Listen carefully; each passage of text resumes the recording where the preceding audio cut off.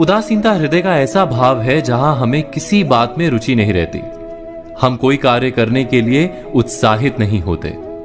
उदासीनता जब एक सीमा से बढ़ जाती है तो मन का रोग बन जाती है। मनुष्य जीवन से अधिक मृत्यु को पसंद करने लगता है।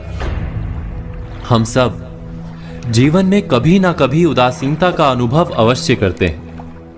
मन निराशा से भर जाता है और हम कार्य का त्याग कर बैठते हैं। अधिकतर हमारी उदासीनता कुछ समय के लिए ही होती है, इसलिए उससे होने वाली हानि को हम पहचान नहीं पाते। किंतु उदासीनता धीरे धीरे आदत का रूप धारण कर लेती है और हम बार बार उदासीनता के कारण हाथ में लिए कार्य अधूरे छोड़ देते हैं। क्या हमारे सबके साथ ऐसा नहीं होता? तो वास्तव में उदासीनता क्या है? इसका जन्म कहां से होता है?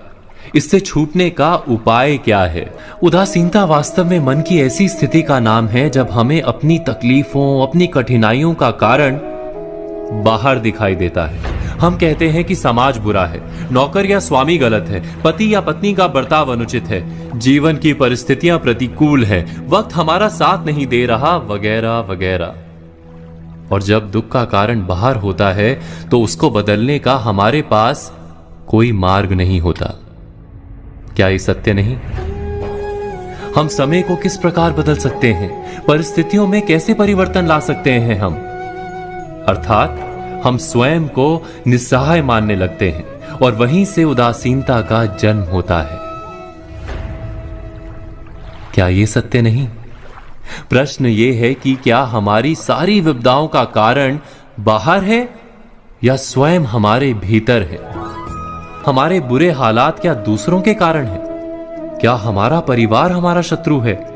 क्या समाज दुश्मन है?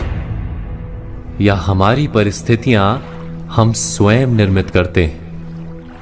विचार कीजिए। पतझड़ में पत्ते गिरा देने वाली ठंड क्या वृक्ष के साथ दुश्मनी कर रही है?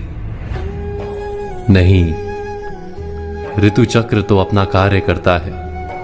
उसे पेड़ के साथ ना दुश्मनी है ना दोस्ती। ऋतु चक्र के अनुकूल हो जाना वृक्ष का कर्तव्य है। ठीक वैसे ही समाज कभी किसी व्यक्ति का ना मित्र होता है ना शत्रु।